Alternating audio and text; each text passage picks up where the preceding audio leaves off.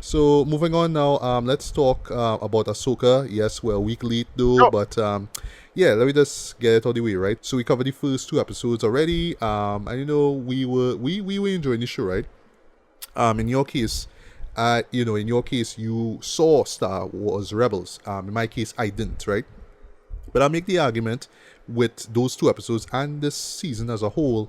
I didn't need to see Star Wars Rebels, right? Even though I wish I knew about certain characters going in, right? But for me, I just felt like maybe if I'd seen the show, like seen an episode or two, instead of just hearing what people say about, oh, this character and that character, I would appreciate the callbacks, I'd appreciate the appearances a lot more, right? But for what it is, just getting the review out of the way here one time, I really enjoyed this though. No, it's no Andor, right? But how I see this show, right? In particular, I see it for the Star Wars fans who probably looked at certain bits of The Mandalorian season 3 and were Right. asking themselves, what is going on? What is Disney doing with our beloved property? Why is Lizzo in Star Wars? What's going on? Why is Jack Black there? Are you making fun of us? What are you doing, right? And this one kind of brought things back to basics now, it, as you see, it is an actual season, a new season of Star Wars Rebels, right? But this in live action. And even though I have not seen Rebels, it sort of feels like it, right? Right. I thought that, just acting and character wise, everybody did their thing. Rosario Dawson nailed it though as Ahsoka, right? I just loved her from when I saw her in season 2 of Mandalorian, right? And I just love how she does the stoic samurai stuff very well though. But Right. Yeah. she'll quips, she'll kind of talk back at you. She'll always have like a nice little witty come back at you, and she'll do a nice little smile. I like that, right? Speaking of samurai, though, I do like the Jedi Geiki worship that you see ever so often. So like when Yeah. she and another character duel, means like case in point when she fight Balin Skull, right? Played by the Right. late great Ray Stevenson, I believe it's in the second to last or the final episode. Yeah, that wide shot with the grass and whatnot, that is straight out of, in my opinion, my all-time favorite samurai film. That would be Harakiri from 1962. I could be wrong, but I saw somebody put like those two wide shots together, like two pictures, like two photos of Yeah. it, Yeah. superimpose them. Well, sorry, one on top of each other. I was like, yeah, that's it. That's Harakiri, right? I love that show, right? Yeah, I saw the samurai worship, or the Jedi Geiki worship. I was loving all that. Even right down to the music too, which I was surprised was done by Kevin Kiner, because he did the work, he did the score, well, the music for the Bad Batch, right? But I never saw Rebels, so I'm assuming that Rebels is kind of similar to how Bad Batch is music-wise. But this one, I Right, I dug don't know. how Yeah. dramatic it felt, though, especially with the theme song. I thought that the theme song in particular was very dramatic, and it just fit the show very well, right? Also, speaking of theme song, very Game of Thrones inspired. I could hear it, and just Right. the star map that they use, in that, well, end title sequence, which I really dug, by the way. Yeah, very Game of Thrones inspired. I really dug that, right? Um, the whole threat of Tron, as in Grand Yeah. Admiral Tron, they was just building up in the first half of the season, and then when he finally shows up, I was like, yeah, word, I could see why people are fearful Yeah. of this guy, right? And I just love just how cold and calculating he is, right? He'll just be the type of person be like, yeah, go on and do your thing, man. Yeah, yeah, go. Like in case, for example, where he's talking to Sabine, right? One of the main characters, played by Natasha Lou Bordizzo. He's like, yeah, I mean, go and find your friend. Go, yeah, what's his name? Ezra Bridger, right? Yeah. Yeah, go. He out there. Go and find him. And he like, all right. So when they find each other, yeah, we gotta wipe all of them out because we have a little plan and we had to get things rolling. I wish that the plan itself was a little bit more fleshed out or kind of showcased a little bit better because it was just all Right. about, okay, don't worry, I'm doing something, don't worry. And then when you see it, it's like, oh, okay, well, Yeah. that's it. All right. I was It was kind of weird. surprised how I was kind of surprised how the way it ended. I was like, oh, that is where they ended it. Okay. I mean, Yeah. yeah. Yeah, because Right. well, you'll see without spoiling anything, right? Because they were touting this thing as a mini series, but yeah, the way how it ends is like, yeah, we're gonna have a season 2, right? Just like Yeah. Andor, we're gonna have a season 2. You all knew it, right? But No, but this is how they at least build it Andor up, had though. a like a clear ending though. Like this didn't really have a clear ending. I don't know. True, It just because feel too it too cliffhanger. yeah, That kind of.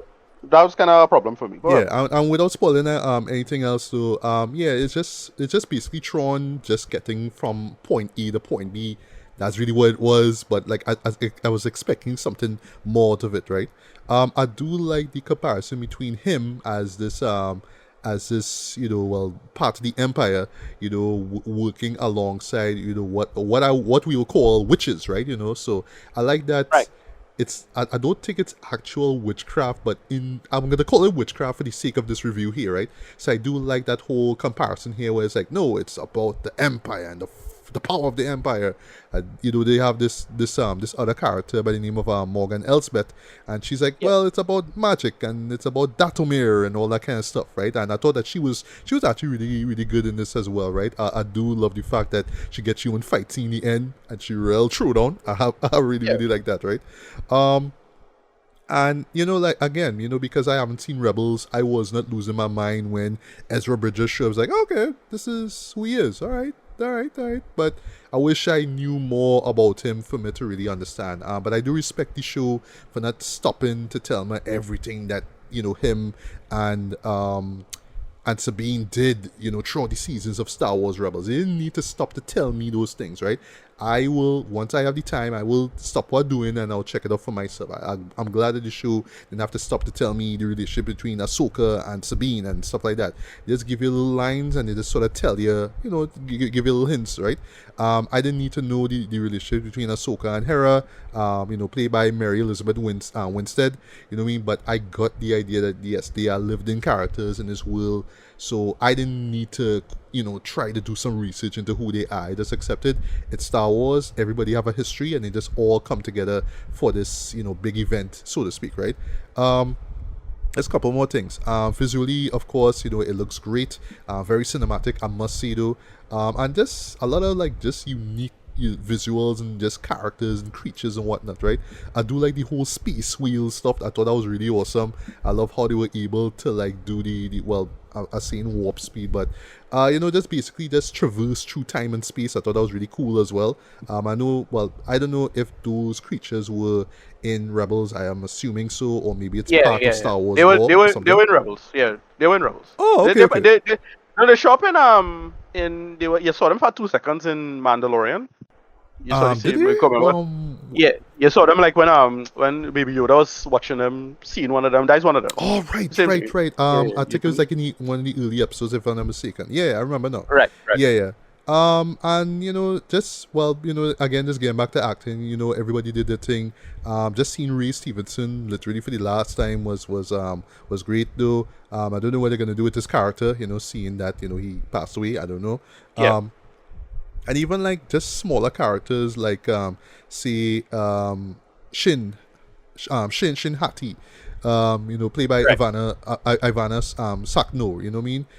She has a look, she has a presence about her, right? Yeah, I really really really dug Hu Yang though, who's played by my boy David yeah, he was Tennant, great. right? Yeah, Yeah, yeah. And I love that he does that little verbal bit of world building too. Just talking about the history of this and that, and oh, I trained yet Jedi for centuries and all that kind of stuff. I like that. I like his humor. I like what he brought to the table. And of course, last but not least, we have to talk about Anakin, right, played by Hayden Christensen. right. Yeah, Um, he's you pretty know, good. yeah, But that episode was real good. yes, that episode, Yeah, yeah, for me, yeah, will go down one of the best episodes of that show, hands down, right? Just that comparison, that whole Jedi Padawan thing, what I mean? I love that. I love how they compared it to Anakin's transition towards becoming Darth Vader as well. Of course, the shot that everybody will remember is just that whole battle sequence that takes place. And also points for bringing what's her name, Ariana Greenblatt, who I didn't even know played young Gamora, and she was also in Barbie as well too. right, She was right. Yeah, there. yeah, yeah. Yeah, I didn't. Yeah, so she was playing young Ahsoka. That was cool. Right. But of course, it's just that shot where you see Anakin walking towards the smoke and whatnot. I just see like explosion. You see like just the Yeah. silhouette change Awesome. into Darth Vader. Yeah, that is Yeah. hands down one of the best visuals I have seen in a Star Wars live action show ever, in my opinion. Right. But yeah, as a whole, even though I have not seen Rebels, I really enjoy this one, man. Again, I sort of just see this as Lucasfilm just saying, don't worry, guys. Just because we, as in Disney, running things now, does not mean that we're gonna come and desecrate Star Wars. No, we really do care about the IP. We want to do. We basically did this for you, and it really feels like sort of like an apology for the fans in a sense. They're like, look at what they're doing and all this dumb stuff, and Lizzo and Jack Black, what they're doing, blah blah blah. But like this one's like, no, no, no. We really we do care. We do care, right? So here's this. Here's the season of Star Wars Rebels y'all wanted to see. Let's see all the favorite characters come back and give them a solid enough adventure. Don't mind it just kind of stops at this cliffhanger and you're just there like, all right, Right. well, season 2, I guess. Okay, whatever. But Yeah. yeah, but for me again, I didn't need to really see Rebels to really appreciate it. But I feel if I did, I would enjoy this one a lot more, Right. right?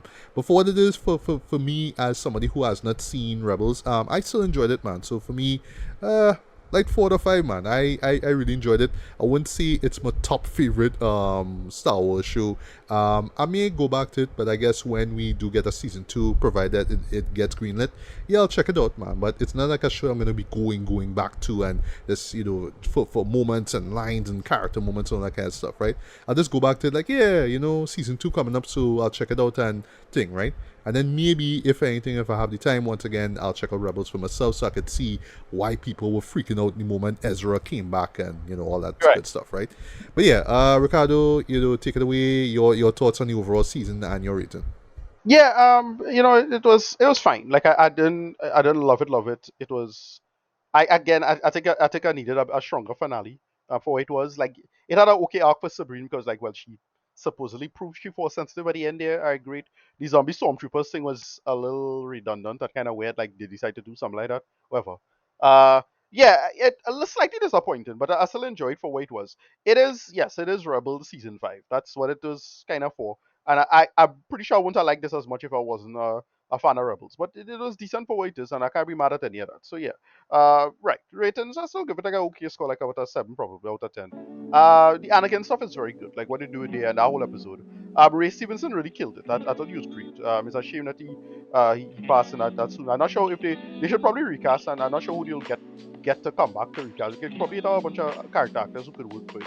I've been hearing a couple of solid names like Lee Schreiber or probably even David Harbour or somebody like that they could get to come through. But yeah, overall. Uh, Wish I loved it more, but still decent enough. Yeah, 7 out of 10.